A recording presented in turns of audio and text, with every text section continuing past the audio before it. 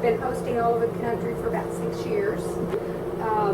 What got in us, we planned to do this about 10 years before we retired, to retire and host all over the country. So, and my better half is Troy, and we are really enjoying ourselves here at SAM Shortline. Okay. What about you? I'm Melissa Mincy, and we've been hosting for 4 years. We came here 2 years ago and we hosted for 4 months, and now we've been back for 5 months. My husband Max and I. We've been running the commissary car, which is a lot of fun. It's busy sometimes, but it's a lot of fun to do. Okay. Excellent. And I'm Roy Evans, and I'm the other half of Dorothy. And again, we've been hosting for almost 6 years. We've done everything from visitor centers to maintenance to working on a train. Dorothy is cashier here on the train, and one of the cashiers, and I am generally just a car host and do general maintenance on the train. Okay. Excellent. Well, my name's Tom Shannon.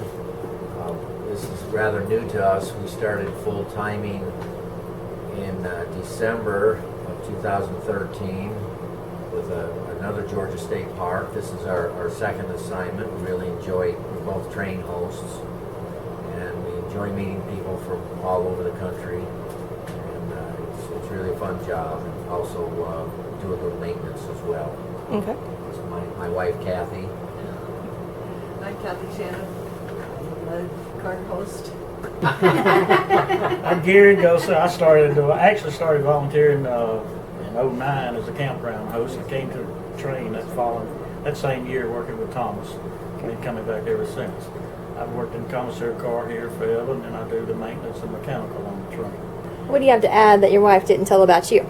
Not much. I'm Max, Melissa's husband, and we both, like she said, we both work in the commissary, and I do other jobs outside. I mow, I weed, I do a little maintenance around here and there, whatever I can do to stay busy. Okay. I don't like to do just sitting around. So, Okay. So I try to do my best to stay busy. Okay. Terrific.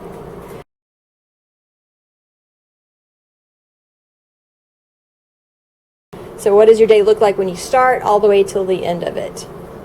All right, we have Melissa's going to Okay. volunteer this one. Well, normally a normal day starts about 7:30 in the morning. We come in and we make coffee and turn on all the equipment. I put on hot dogs, get them ready, so when the people get on the train, we have some ready. We get everything set up so whenever the passengers board, that we're all ready to go. Pop popcorn and all just before they get on. And the typical day is waiting on customers and all day, and then at the end of the day, then we clean up everything and sweep and try to get everything, all equipment ready, so the next time we go out, we're all ready. And so what time is the end of the day for you then? It varies. It got anywhere from 3 o'clock till 5:30 or Okay. 6. It varies how long a day you have, according to where we go on the trip. Okay. And the train doesn't run every day, right? No. No. About how often does the train run? Most of the time it's at least 1 day a week. It has been as many as 3 days in a week. Thursday, Friday, Saturday. Sometimes it's just Friday, Saturday. It varies. Okay. Who wants to tell me an example of what you would do whenever the train's not running? And I know you mentioned maintenance and some of the construction work or something. Roy looks like he's going to volunteer. I'll talk about what we do when the train's not running. We have a fairly large area here. We've got a big parking lot. We've got campgrounds up on the bluff there. We maintain our own space, so we do all the grass cutting, weed eating, everything like that's necessary. Usually on Wednesdays, we do a fairly comprehensive cleaning of the train. We sweep and mop all the floors, clean the restrooms, do whatever maintenance inside the train needs to be done, washing windows, dusting, that sort of thing. There's also outside maintenance. 4 of the cars have restrooms, and if you have restrooms, you have black tanks that have to be dumped. So that's also one of the jobs that we do is keeping the cars filled up with water and dumping the wastewater, Okay. which is quite a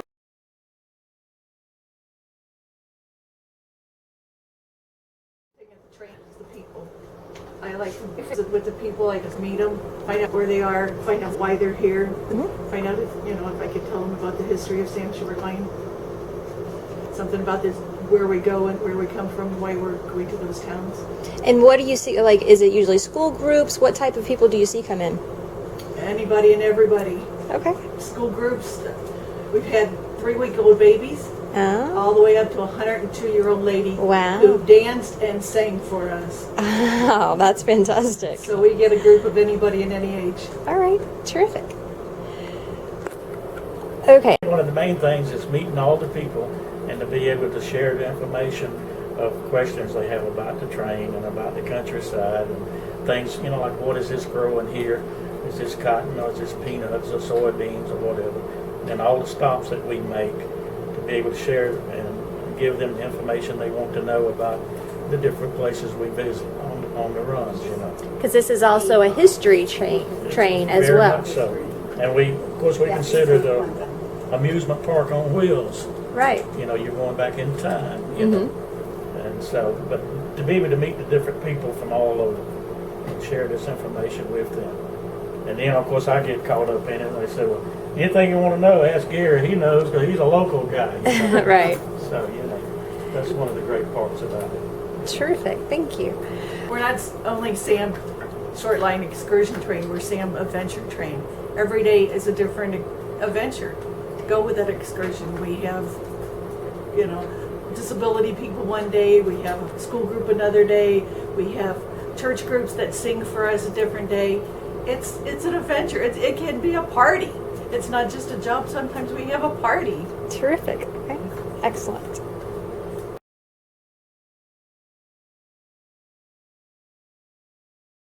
Thomas the Tank, all the things that he does here. Okay, Sam Thomas the Tank Engine, he is connected to the A end of the train here, and he pushes the train out of the station. It has operating smoke, whistle. It looks like a real tank engine. Okay. And it's a 25-minute ride across the lake and back for everyone. And then it's a lot of activities for the people to do while they are here. They can spend as long as they like. Vendors and games and fun activities and souvenirs just to spend the day or adventure with Thomas. Okay. Terrific. I hear that we have special holiday trains, and for holidays, can you tell us what a Christmas train would look like? Yes, all the cars are decorated, and we've got, actually I have taken pictures of it and put it on like a DVD, but we have, so you can decorate the cars basically the same each year for new volunteers. It's never been here. They could see how the cars are decorated. And then this starts right after Thomas. And Thomas is in October. Okay, starting the 1st of November. We do have a lot of night runs scheduled. And we run sometimes 2 or 3 nights a week. And we have Santa Claus and his little elves. And we do the Polar Express. A lot of the runs. Sometimes the kids can wear the pajamas, But it's really a fun time from starting 1st of November to the end of the year. Because a lot of the night runs with Santa. Okay. And we go to these different towns, and then, for instance, when we go into Plains, the night they throw the switch, turn on the Christmas lights. It's a beautiful sight with this shiny train come into town right side of the tracks. There's the lights, and they throw the switch, and it's real beautiful. Oh, that sounds really nice. Okay.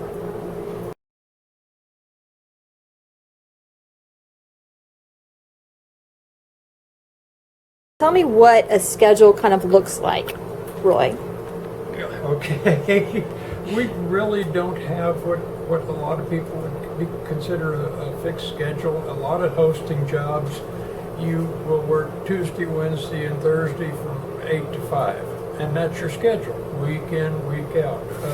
Our schedule is not that fixed. We work when there's trains. If we have one train, then that means we're going to work basically one day on the train and at least one day doing cleanup on the train and maybe a day or so doing maintenance. If we have 3 trains in a week, that means we will actually be working on 3 trains, taking care of those. We also have to dump the trash, clean up the train in between runs, which has to be done in the evenings, basically after we get back.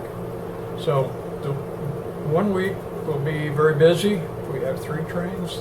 The weeks we only have 1 train, it'll seem like real light weeks, but generally it averages out. But the point I'm really trying to make is our schedule is not fixed. It's not ironclad. We need to be very flexible. And sometimes at the last minute, the train might get canceled. So we have to be able to work with things like that. Okay. Any other additions to a schedule? I think along what Roy was saying, some volunteers might have the feeling that I'm going to work 24 hours a week. That's not the case. He might work less than 24. He might be required to work more than 24 on certain weeks. So it's the best thing I tell them is whatever's required. You know, and, I mean, some people don't want to do that, but that's the way it has to be for the train to operate. Right. Okay, terrific.